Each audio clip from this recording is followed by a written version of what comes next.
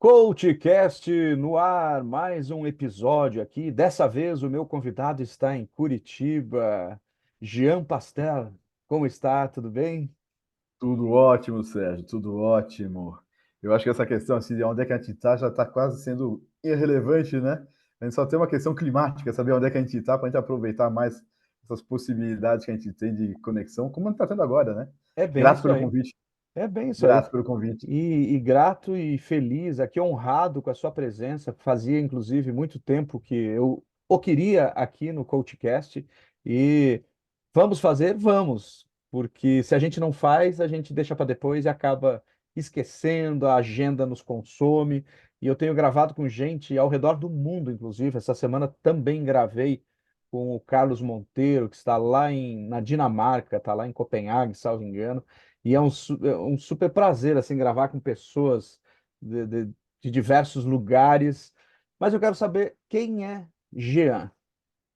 Rapaz, pergunta fácil essa. Quem é Jean? Jean é um franco-brasileiro. Isso quer dizer que no Brasil ele é o francês e na França ele é o brasileiro. Ele é namorado da Jomara, ele tem 3 adolescentes na vida dele, uma menina, a Nanda, de 14, 2 meninos, o Tomás, de 15, o Gabriel, de 18. São meus mentores, né? A gente estava falando de mentoria esses dias, são meus mentores para dar conta da vida, dar conta da flexibilidade, ser provocado em situações, né, onde a gente é pego de surpresa às vezes. Fora isso, o meu hobby são jogos com mais de 3 mil anos, gosto dessas coisas, né, de Mancala, né, de Shodoki, essas coisas todas que vai fazendo a gente olhar para o mundo de forma diferente através, né, de um storytelling que é ancestral. Tenho saudade do esporte, já fiz muito mais esporte do que eu faço hoje, mas acho fundamental, né, tem a ver também com a minha forma de pensar na vida, né, de olhar para mim, olhar para a família, para os amigos, para o trabalho, olhar para algo mais que a gente olhar para o corpo mental, emocional, físico e espiritual.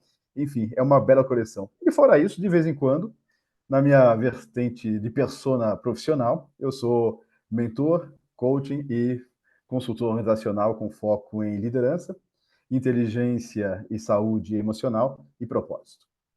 Olha só que bacana. E para mim é uma honra desde que eu te conheci, assim, sempre falaram muito bem do Jean, colocaram você assim num lugar que é seu de direito, inclusive. E eu lembro que eu te conheci, vocês estavam gravando um, né, aqueles cursos Verdade, a para gente estava lá Step com a 1. Cláudia. Isso. Exatamente. Estava com a Cláudia gravando, estava o Carlos, se eu não me engano, estavam Isso, lá. E já deve, e foi antes da pandemia isso aí, né? foi essa pandemia. Foi essa pandemia. Olha só que interessante. Então já temos aí uns 4 anos que a gente, 5 anos que a gente se conhece. E pelo jeito a gente navega por mesmos horizontes, né? Porque o Carlos eu conheci também há uns 6 anos atrás, você acabou de Sim, citar ele, né? Tinha isso, o Ricardo Grillo, que você também encontrou, isso. né, recentemente, e a gente acaba percebendo que a gente tem muitas conexões, né? E se em algum momento a gente já ouviu falar assim, estamos a 6 cliques de alguém, eu tô achando que caiu pela metade já. Qualquer 3 cliques estão resolvendo aí a gente Nossa, falar com qualquer pessoa do planeta. é demais, demais. Agora, quando você falou aí, né, franco-brasileiro, você nasceu no Brasil. Eu nasci no Brasil, sou paulista, paulistano. Meu pai é nordestino, perto da Suíça, né? Ele é do Jura, e minha mãe é parisiense. Então, eu tenho essas duas ascendências. E meu pai veio para o Brasil final dos anos 50, em 1959, para criar a empresa automobilística através da Simca Chambord, né, que Olha pode que ser que legal. algumas pessoas, isso é meio datado, mas lembra de alguma música com Simca Chambord, essas coisas todas, É né? verdade. Então, eles vieram para ficar 2 anos e foram encantados pelo país e foram ficando. E quando eu estudei aqui, né? E quando estudei no Lycée Pasteur, e quando fiz 15 anos, eu falei assim, cara, quer saber? Eu tinha decidido fazer agronomia. Assim, para fazer agronomia de país tropical na Europa, não faz sentido quando tem a USP aqui. E aí, então, fiquei aqui para fazer pesquisa e desenvolver a parte de agronomia lá na Exalc, em Piracicaba. Então, ficamos aqui. Aquele momento foi um ponto de virada, né, e de assumir esse start no Brasil para a família ascendente, né, porque para mim é onde eu nasci, né. Uhum. Que legal, que bacana. E da agronomia para o mundo depois? Da agronomia para o mundo, eu sou agrônomo com especialização em energia nuclear. eu fui lá para fazer, fui para fazer pesquisa, eu acho que um pouco inspirado pelos meus ascendentes, né? Eu sou nona neto do Louis Pasteur, então, de alguma forma, essa, esse viés acaba acompanhando, né? E fazendo agronomia, acabei descobrindo um outro universo que é da Terra, né? Do olhar para relações, do sistêmico, né? E comecei a trabalhar em fazenda para entender como é que era isso. Mas nesse caminhar acabei na Saint-Gobain, trabalhando na parte de irrigação e aí outra coisa datada, né? Essa coisa de ter nascido no milênio passado, tem essas coisas, né, Sérgio? Tem. Então, eu ajudei a Saint-Gobain na parte agrícola a fazer o desenvolvimento do primeiro, na época, CPD, que é a TI da gente hoje, né? Então, a gente passou a produzir propostas comerciais, técnico-comerciais, de 15 dias para 4 horas, graças a um imenso XT com 64K de memória. Né? Olha só. Então, assim, foi esse olhar. Então, respondendo esse olhar, né? Esse é o trajeto, né? Até esta parte dessa minha história. Uhum. Engraçado, eu para mim a Saint-Gobain só fabricava vidros. Elas têm vários negócios, então. Tem alguns negócios que, inclusive, morreram, né? Por exemplo, tudo que tem a ver com amianto, né? Então, Hum. Brasilite era Saint-Gobain, né? Então, Ah. você tem os vidros, mas você tem também toda a parte de tubos, você tem a parte de coisa, tem a irrigação, né? Então, é uma holding, né? Uhum, De uhum. grande porte, com uma presença muito interessante. Então, foi uma escola fabulosa. Você Encontrei ficou muito pessoas tempo muito lá? incríveis. 5 anos. 5 anos. E 5 anos. depois? Conta a E sua depois, trajetória para a gente, porque eu vou te provocando aqui para você falar tudo, para ensinar rapaz, quem capaz está que isso nos aqui. ouvindo. Eu saí da Saint-Gobain na começo dos anos 90 e fui, teoricamente, passar 15 dias no Tocantins com um amigo e acabei passando um ano, né? E aí foi impressionante, assim, me dar conta do quanto nós não sabemos o nosso poder de influência e de transformação da sociedade na qual nós vivemos. Quando eu fui para lá, o Tocantins tinha poucos anos de criação, Palmas não existia, então eu estava em Porto Nacional para a construção de Palmas. Esse meu amigo trabalhava em vários setores, né, do imobiliário, da agronomia, com viveiros de árvores para palmas, a parte de apoio à política, no sentido de fazer sistemas ecologicamente sustentáveis na política. E a gente trabalhava com tudo isso o dia inteiro. Mas o que mais me marcou, assim, é o quanto, assim, você chegar, as pessoas lá para você, do tipo assim, você não é daqui não, né? Assim, é muito óbvio, né? E o quanto, para o bem ou para o mal, assim, a nossa capacidade de abstração, de visão, de construção, de planejamento, que nós achamos tão óbvio, principalmente se a gente mora em alguma capital, alguma cidade de grande porte, não é óbvio para todo mundo. Né? Não importa se você está no Paraná, se você está em São Paulo, se você está, né, no nosso Nordeste, você saiu 10 quilômetros para dentro, né, do estado, você encontra pessoas, às vezes, assim, sem RG, né? Pessoas que não têm idade, que não têm identidade no sentido legal da palavra. Então foi uma escola, eu não consegui sair de lá, né? Porque assim, as coisas iam crescendo, crescendo, a gente ia influenciando o ambiente, né? Conheci pessoas com mais de 60 anos que nunca tinham entrado num veículo qualquer, nem bicicleta, nem motorizada, nem nada. E numa noite, contada essa questão de contação de história, né? Eu fui abordado por essa senhora que tinha entre 50 e 150 anos, porque você não consegue dar idade, né? Para essa pessoa marcada pelo sol. Ela falou assim: eu preciso que você me ajude a salvar a dona Quintinha. Quem é Dona Quintinha? Ah, minha comadre. E o que ela tem? Putz, ela tá com vômito de arraia há 3 dias. Eu falei, tem a sua idade? Ela falou, tem. Eu falei, cara, 3 dias de hidratação no meio do cerrado, né? Não, tá errado. Peguei o carro, falei assim, então vamos. Ela falou, não, eu vou a pé na frente, você me acompanha. Eu falei, não, minha senhora, é lá na olaria, dá 1h30 a pé. A senhora entra no carro, a gente vai lá. E aí, um pôr do sol, ela entrou no carro e a gente foi. Quando a gente chegou lá, em 7 minutos, né? Assim, tava com um pé meio pesado, né? E aí já era escuro, eu falei assim, chegamos. Ela falou, não, nós não chegamos, é na olaria. Mas como vocês conheciam, não dá para ver. Aí eu virei o carro, mostrei o farol, e aí eu me dei conta que ela não conseguiu construir o caminho de Porto Nacional até a olaria. As coisas estão passando rápido demais.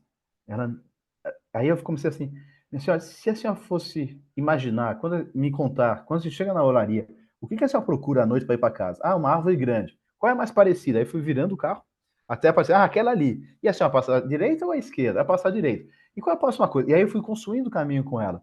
Mas assim, ela estava absolutamente tonta, perdida, assim, é como se tivesse sido um teletransporte.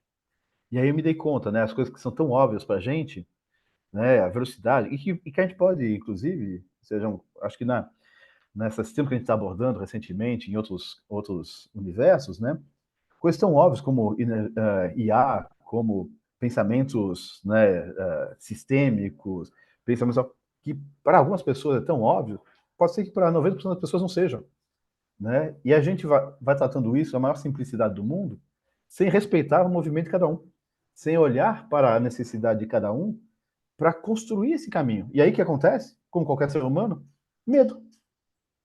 Você repele, não quer, né? E aí eu tenho percebido o quanto isso, de uma forma ou de outra, tem influenciado na gente, né? Então, para te dizer que você perguntou qual é a história, né? Aham. Eu acho que esse momento de inflexão do Tocantins, tudo mais, me fez começar a olhar para as pessoas. Mas não as pessoas no sentido de ser bom de relacionamento, né? Eu acho que algumas pessoas têm facilidade de ser próximos, de fazer vínculos, tudo mais. Mas é o olhar genuíno de quem é esse ser humano do outro lado. E aí eu acho que eu comecei efetivamente a buscar trabalhar com pessoas, né? Desenvolver pessoas. E aí de engenheiro agrônomo com especialização em energia nuclear, eu fiz uma pós em administração, uma outra em marketing, tudo isso porque o engenheiro achava que ia conseguir entender de gente fazendo essas duas formações, né? Bobagem, né? Pensa numa bobagem grande. E aí acabei virando terapeuta, né? Não me orgulho disso, mas graças a um burnout, né? E fiz terapia por alguns anos, e aí falei assim, cara, não é que aqui tem um caminho? E aí caminhei aqui por ser um terapeuta haitiano nessas 4 modalidades, Uhum. né? E que me ajuda a entender dinâmicas, que me ajuda a entender facilitação, me ajuda a entender que às vezes uma pessoa é porta-voz de um grupo, né? E é nesse caminhar que eu acho que me encontro buscando propósito, inteligência emocional na capacidade do relacionamento, para que as empresas façam sentido. Que legal. E quanto tempo você virou consultor? Como é que foi? Como é que foi essa transição também ali nesse? Foi depois do Tocantins? Foi antes? Como Foi é que foi depois do essa Tocantins, trajetória? graças ao amigo do Tocantins. Né? Você estava no Tocantins com um amigo que estudou comigo, né? E aí eu acabei sendo coach dele, né, lá em Porto Nacional, para desenvolvimento da empresa. E aí ele falou assim: Você sabe que você devia trabalhar com gente, né? Você devia ser consultor. Eu tenho um amigo que tem uma consultoria, que faz outdoor training, não sei o quê. Acho que você devia falar com ele. Eu falei, mas eu sou da área técnica, sabe assim, para com isso, né? Vai lá. E aí eu acabei, por insistência desse amigo, voltando para São Paulo, conversando com o Tomás, né? Tomás Bandolin, que tem a Avante, que é uma excelente né, referência para fazer treinamento ao ar livre. E ele é um aventureiro, né? Foi até o Everest, foi ao Polo Norte sozinho, enfim. Pensa uma figura maravilhosa, né? E aí, quando o Ramires falou para falar com o Tomás, eu falei assim: tá bom, vai, vou lá. E acabei entrando para a comercial, né? Mas a comercial, para poder ser um bom comercial, eu acabava acompanhando o pessoal na entrega. E aí o Paulo Tomás falou assim: cara, você não quer, né, mudar de área, né? E aí acabei fazendo algumas inserções em consultoria e falei, não é que eu tenho mais experiência do que eu imaginava? E aí, dali para frente, comecei a buscar mais repertório para isso. Trabalhei com o Tomás um tempo, acho que foram quase 2 anos, né? E aí depois eu construí a minha própria consultoria, focada na cooperação. E a cooperação não é abraçar árvore, é saber negociar o seu tempo, seu dinheiro, seu recurso, sua inteligência, abrir mão de tudo isso, às vezes para um bem maior, né? Dá um trabalho desgraçado esse negócio, mas é um exercício constante. E o Tomás acabou sendo um parceiro das ferramentas outdoor e tudo mais, e a gente por um tempo caminhou juntos, aí depois, bom, a vida sempre nos leva para caminhos que se afastam e se retomam, então a gente foi, reencontrou várias vezes, mas foi assim que comecei a minha vida de consultor. Ah, que E aí bacana. eu acho que esse salto interessante é que logo depois do Tomás, meu primeiro movimento foi fazer a união do agro, TI e gestão, né, que Olha era o aí. universo que estava surgindo. Aham. Porque você sai, você sair, né? Como é que foi esse rompimento na sua cabeça ou aconteceu organicamente, né? Você sair de uma área extremamente técnica. Porque assim, tudo bem, engenheiro agrônomo é bastante técnico, aí você vai para energia nuclear, que, que é uma coisa que é para poucos, de fato, né? E aí depois você vai para a consultoria, né? Olha só que são universos extremamente distintos e você chegou a planejar alguma coisa assim, tipo, eu quero chegar lá ou não? Ou foi acontecendo? Você usa a palavra orgânica, né? Eu acho que eu fui me descobrindo, à medida que eu fui me descobrindo, mesmo na Saint-Gobain, quando eu virei gestor, né, foi o momento em que eu comecei a entender que ser técnico não resolvia todos os problemas do mundo, que eu precisava dar conta de outras áreas, dar conta de outras pessoas na nossa área, de perceber que modelos mentais antagônicos não são ruins numa empresa, nem em lugar nenhum, mas são a possibilidade de ter ideias novas, olhares novos, pensamentos fora da casinha. Então eu comecei a descobrir isso. Não achei que eu viria, sabe assim, agora eu vou virar consultor. Não, não foi esse o caminho, mas foi sim um caminho de o ser humano para mim sempre foi o eixo. E quanto mais eu navegava no ser humano, mais eu tentava ser um bom gestor, me dando conta que eu precisava de mais repertório do que simplesmente técnico, e que um bom gestor tecnicamente falando, é um cara que sabe lidar com gente, não é um cara de vendas, não é um cara de planejamento, não é um cara de programação, né, mas sim é um cara que sabe, dentro da sua expertise técnica, lidar com aspectos. E aqui, eu acho que outro dia você usou um termo que me encantou. Você não falou político, porque o político Foi tinha um viés. diplomático. Isso, maravilhoso É. esse E termo, isso né? eu quero trazer.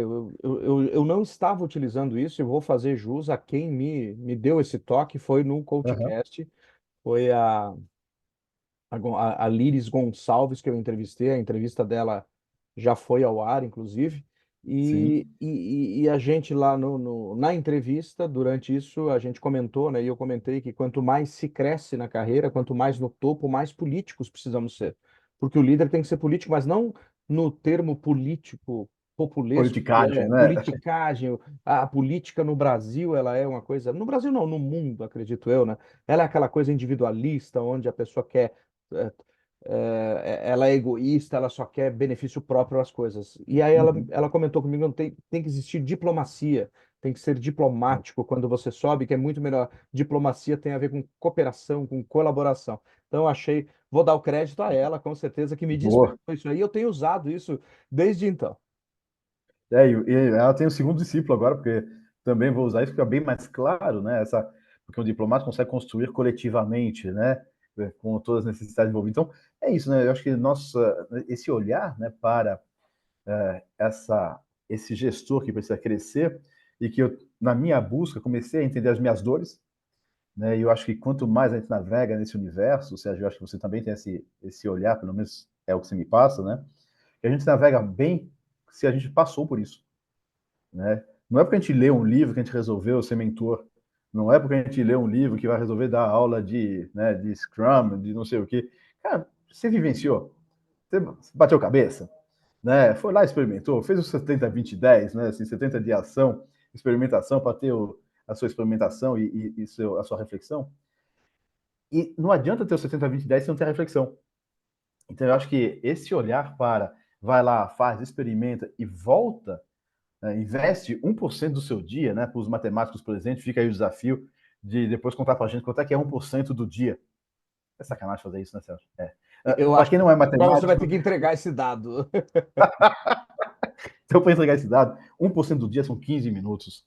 Né? Então, se você não tem 1% do dia para cuidar da sua carreira, 1% do dia para cuidar de você, 1% do dia para olhar para sua família, 1% do dia para fazer isso, e isso fazer de manhã, de tarde, de noite, e se você fizer tudo isso, você só gastou 9% do seu dia, então você está perdendo alguma coisa muito valiosa, que é a sua vida como um todo, que é o olhar consciente, né? Que é o olhar com o cuidado de saber por que a gente faz o que faz.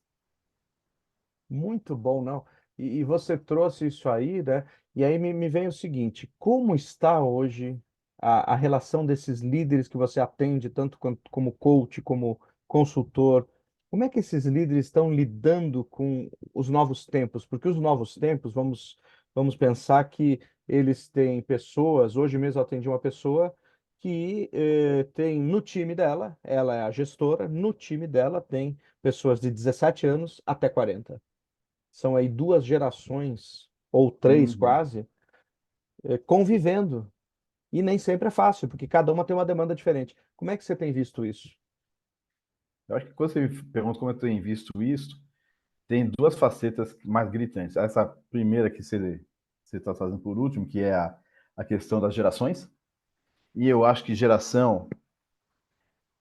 Eu acho, por que eu estou falando que eu acho? Porque eu não sei de onde é que vem esse meu pensamento, mas eu tenho uma certeza de que nada que eu estou falando aqui fui eu que inventei.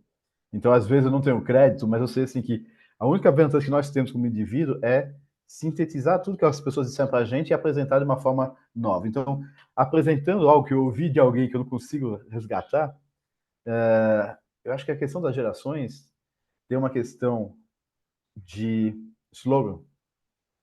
Você pega uma geração X, tem um slogan básico, assim, manda quem pode, obedece quem tem juízo, e tá na célula. Ele pode ter feito todo o trabalho que ele quiser, pode ter feito terapia. Na hora que estressa, né, sai um monstrinho aí de dentro que manda quem pode, obedece quem tem juízo, né? E aí depois veio uma geração que investiu todo o dinheiro que tinha para estudar fora, numa época que a gente não conseguia sair do Brasil e tudo mais, e que faz assim, pô, quem tem informação tem poder. Aí depois você vê uma outra geração, né? Que fala, pô, mas eu tenho tudo, não sei o quê, tá, então eu preciso ser visto, preciso ser legal, tá, e tem um monte de likes, né? E aí as gerações têm esses slogans que faz com que a gente olha para a nossa realidade através de uma lente. E quando você ou eu nos encontramos, nossas lentes se ornam, né? Nossa, que legal, você é gente boa. Mas quando eu de cara com alguém que é assim, cara, você pega alguém na sua equipe, né? Que que acabou de sair da pós dele, qualquer coisa assim, ou direto da faculdade, assim, o que você vai fazer daqui a 5 anos? Pô, não sei, daqui a 5 anos não sei nem se você está trabalhando aqui. E aí alguém que fala assim, não, mas eu dei minha vida inteira por essa empresa, né? E pôs os dois para trabalhar, vai dar ruim. Porque o slogan é outro, porque o ritmo é outro. Agora, isso quer dizer que um é mais motivado, mais encantado? Não, mas o timing é outro, né? Quando eu comecei a cuidar do meu cérebro no sentido de aprender, uma notícia meia boca tinha 5 minutos. Uma notícia importante tinha 30 minutos e não tinha algo em paralelo. Hoje, uma notícia importante, eu estava vendo o jornal hoje na hora do almoço, coisas assim, catastróficas, tem 37 segundos, e na sequência, e fulaninho ganhou na Mega Sena. Fica mudando, né? Vai dizer que não vai formar um cérebro diferente? Aí você quer que as pessoas que estão nesse ritmo pensem a longo prazo? Não é biologicamente consistente, sabe? Você tem uma coisa. Então, eu acho que um primeiro desafio é esse. O outro desafio, que é algo que tem me encantado e me provocado, e eu acho que, quem sabe, sejam meus próximos caminhos, tem a ver com. Nós tivemos uma pandemia de biologia que afetou, né, o emocional através do medo. Né? De uma certa forma, apesar dos picos mais ou menos, o físico tá encaminhado, mas o emocional não. E é bem possível que a gente esteja vivendo agora uma pandemia emocional e mental. Então, a quantidade de pessoas que eu estou vendo que estão com dificuldade de manter o eixo, e às vezes me percebo com dificuldades, né, no ritmo que as pessoas estão, achando, né? E eu ouvi uma palavra esses dias. Você lembra do FOMO, né? Fear Uhum. of Missing Out, né? Sim. É o medo de estar perdendo alguma coisa. Uhum. Sérgio descobriu uma coisa maravilhosa essa semana. É o FOBO, que é Fear of Being Obsolete. O medo de virar obsoleto. Cara, e Cara, eu acho que é isso. Nós estamos vivendo o medo de virar obsoleto. Então tem gente que não sai de férias, tem gente que. Não quer dizer todo mundo, sim. mas isso reverbera de um tanto, né, que eu acho que a gente precisa cada vez mais. E aí é uma. Eu vou modificar, não é eu acho. É um valor meu, é uma crença minha, que nós, seres humanos, para lidar com o ambiente no qual nós estamos, precisamos voltar para nós mesmos. Precisamos Muito voltar para a bom. meditação, e a meditação pode ser jogar squash, tá? É Uhum, um uhum. momento que eu estou focado numa única coisa. Se você sentar e ficar parado de respirar, maravilha. Se você tiver mantras, maravilha. Se você tiver uma meditação guiada, maravilha. Se você dançar, maravilha. Se você for namorar, não tem problema. Mas momentos de atividade única, você está focado numa única coisa intensamente, e momentos de silêncio, né? Em que, se eu não tenho silêncio, eu não tenho como sentir. Se eu não tenho silêncio, eu não tenho como pensar.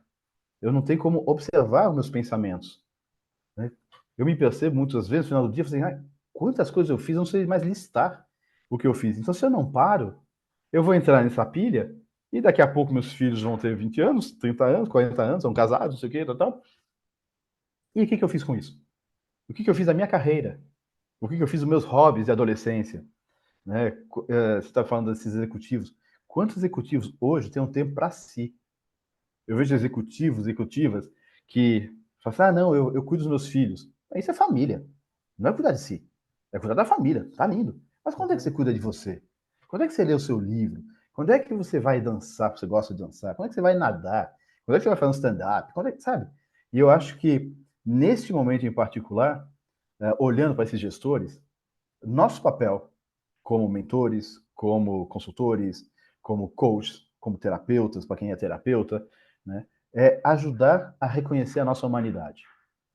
Né? Se a gente olha para esse universo da inteligência artificial, outra frase que foi maravilhosa foi assim: não tem nenhum ser humano mais conectado e que processa mais informações do que uma IA.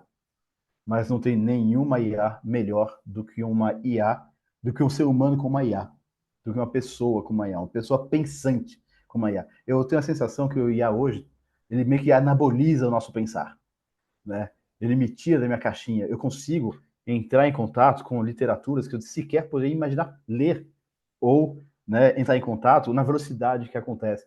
Mas isso tem que ser usado para me tornar um ser humano melhor, não para dar melhores resultados para a empresa. O melhor resultado para a empresa vai ser uma consequência de um ser humano melhor. Vai ser a consequência de uma pessoa que consegue olhar para o todo. Vai ser uma consequência de alguém que traz a emoção, que é capaz de lidar com a dor, sua dor, né? Se algum motivo, algum momento a gente se encantar um pelo outro ou ficar bravo um pelo outro, é sempre o nosso espelho, né? O que é que você diz que reverbera em mim que me faz sentir mal ou que me faz sentir valorizado, né? Não é nunca o que você disse, né? Mas a minha interpretação do que acontece. Mas isso demanda, né, uma atenção plena, uma atenção contínua, plena no sentido de contínua, né? De um exercício, porque o tempo inteiro a gente é tirado do nosso eixo. E aí, como é que a gente faz para voltar para ele? Né? Eu acho que esse é o grande desafio, a grande bênção de ser um ser humano. Maravilha. Jean, deu uma aula aqui para todo mundo. Eu agradeço a sua gentileza aqui. Estamos chegando no finzinho do episódio. Rapaz, isso é rápido demais. Passa rápido demais. Oh, meu Só Deus. só tenho a te agradecer de fato. E aqui na descrição vai ter o link para o seu LinkedIn e para o seu Instagram. Jean, forte abraço Obrigado. e até o próximo. Gratidão, Sérgio. Muito obrigado por esse espaço. Essa conversa contigo é maravilhosa. Sempre gostoso estar contigo. Sempre bom estar contigo também.